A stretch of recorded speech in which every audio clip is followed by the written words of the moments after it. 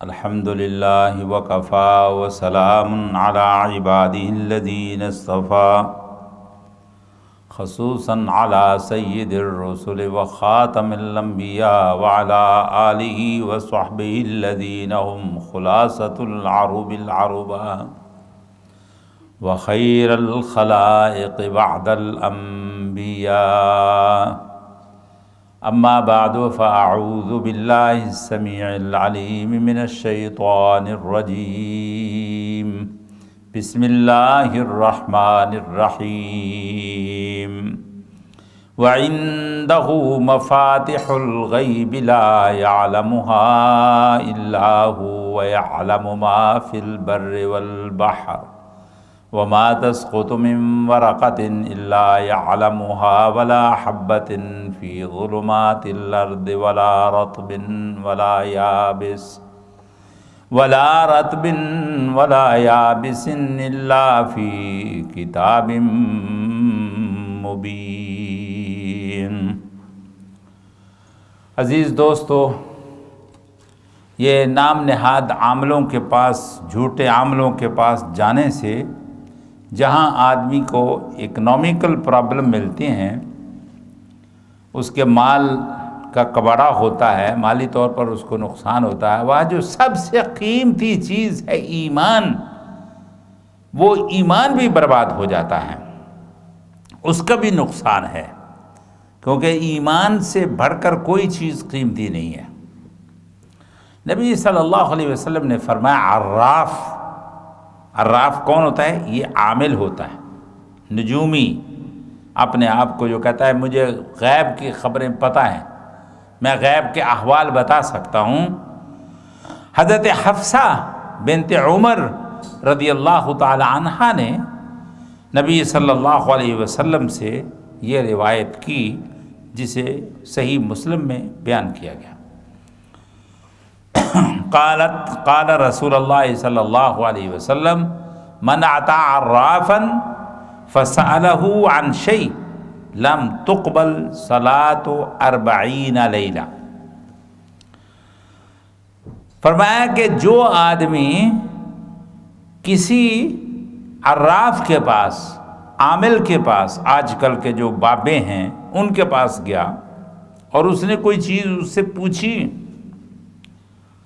لم تقبل صلاتہ 40 یوما 40 لیلہ، اس کی 40 دن کی یا 40 رات کی نماز قبول نہیں ہوگی۔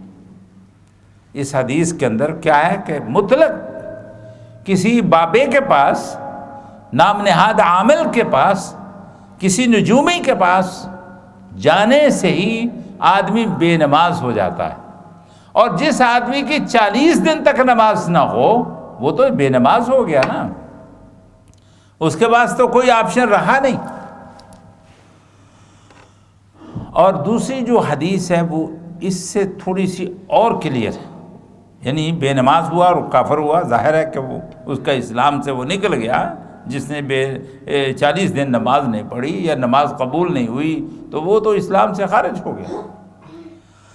دوسری جو حدیث ہے وہ یہ ہے، نبی صلی اللہ علیہ وسلم نے فرمایا من اتی عرافا او کاہنا فصدق بما یقول، کہ جو کسی عراف اور عامل نجومی کے پاس جائے اور اس کی بات کی تصدیق کرے، فقد کفر بما انزل علی محمد صلی اللہ علیہ وسلم، تو اس نے حضور محمد صلی اللہ علیہ وسلم کی شریعت کے ساتھ کفر کیا۔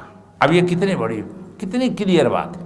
پہلی روایت حضرت حفصہ سے ہے کہ اس کی 40 دن کی نماز نہیں، اور دوسری روایت میں حضور نے صاف طور پر فرمایا کہ اس کا ان کے ساتھ کوئی لنک نہیں ہے اسلام کے ساتھ، وہ اس نے کفر کے اندر جو ہے وہ اپنے آپ کو ڈال لیا۔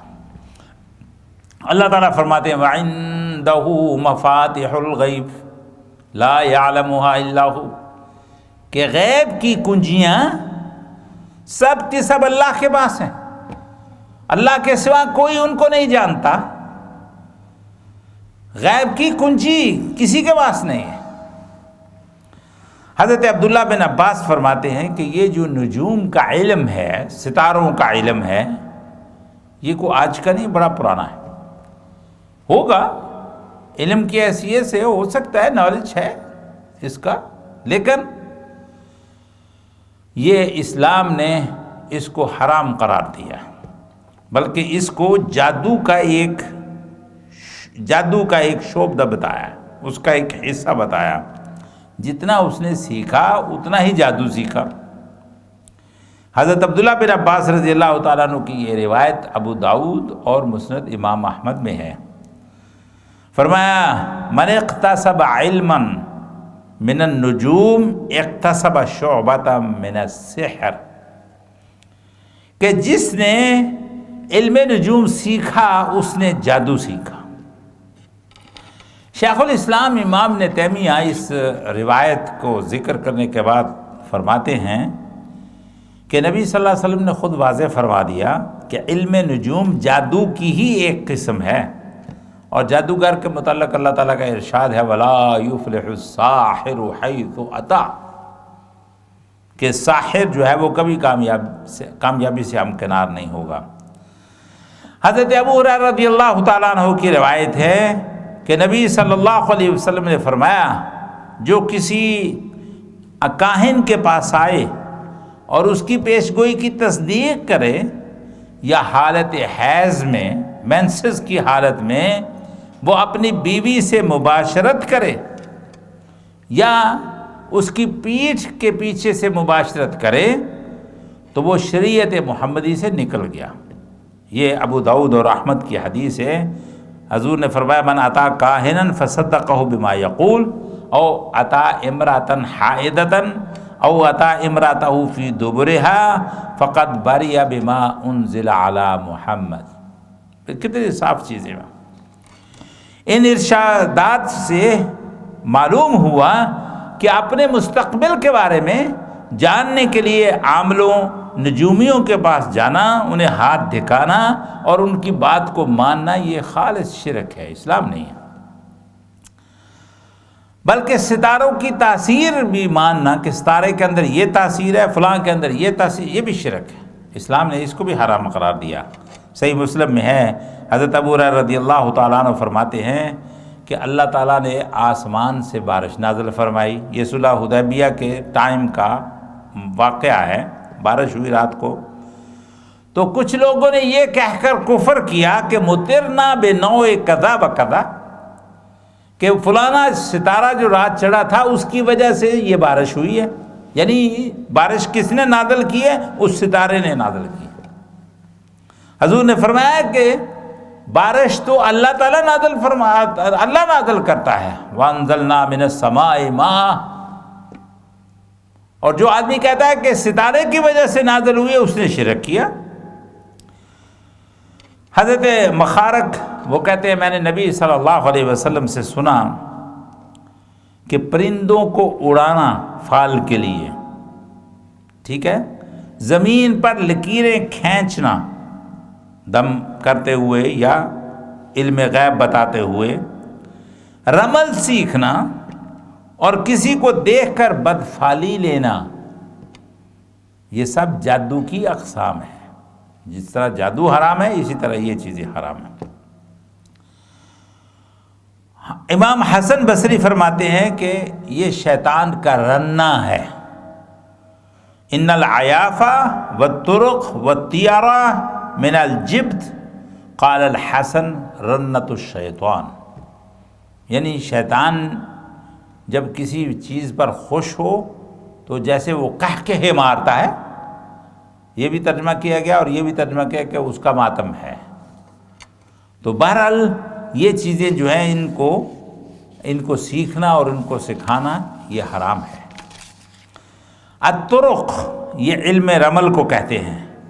امام ابن تیمیہ کہتے ہیں کاہن، نجومی، عامل بابا، علم رمل وغیرہ جاننے والے کو عراف، یعنی جو کسی چیز کو جانتا ہے اور اس سے وہ متعارف ہے اس کو عراف کہا جاتا ہے۔ امام ابن قیم کہتے ہیں جو شخص پرندوں کو اڑا کر کامیاب فال نکالنے میں بڑی شہرت رکھتا ہے، پرندے کیا طوطوں سے آدمی فال نکالے، عرب کے لوگ اسے عراف کہتے ہیں، تو فرمایا کہ یہ جادو کی اقسام میں سے ہیں۔ حضرت ابو ہریرہ نے فرمایا، نبی صلی اللہ علیہ وسلم نے فرمایا کہ جو آدمی گانٹھ باندھ کر دھاگے میں تعویذ کرے اور پھر اس میں پھونکے مارے تو وہ بھی کیا ہے؟ وہ بھی شرک کا ارتکاب کرتا ہے۔ اور کاہن اس کو کہتے ہیں، یہ عامل نجومی جو اپنا تعارف کرواتے ہیں کہ ہمارے پاس موکلات کے بچے پڑھنے آتے ہیں، ہمارا ان کے ساتھ لنک ہے۔ حضور نے فرمایا لنک نہیں ہوتا، فرشتوں کی بعض باتوں کو شیطان جو ہے وہ سن لیتا ہے اور پھر وہ آگے بتاتا ہے اپنے دوست کو، اپنے ولی کو، وہ آگے القاء کرتا ہے اور اس کے ساتھ وہ اور چیزیں بیان کر کے تو لوگوں کے ایمان کو برباد کر دیتا ہے۔ حضرت ابو ہریرہ رضی اللہ تعالیٰ کہتے ہیں کہ حضور نے فرمایا کہ جو آدمی ایسے جھوٹے لوگوں کی تصدیق کرتا ہے وہ مسلمان نہیں رہتا۔ حضرت عمران بن حسین کہتے ہیں کہ ہم جاہلیت کے زمانے میں ہم لیا کرتے تھے، فال لیا کرتے تھے، تو نبی صلی اللہ علیہ وسلم نے صاف فرمایا کہ من تطیر او تطیر لہ او تکہن او تکہن لہ او سحر او سحر لہ ومن اتی کاہنا فصدقہ بما یقول فقد کفر بما انزل علی محمد۔ یہ مسند بزاز کی حدیث ہے جس کی سند جید ہے۔ تو عزیز دوستو، عالم الغیب صرف اللہ تعالیٰ کی ذات ہے، اللہ کے سوا کوئی علم غیب نہیں جانتا۔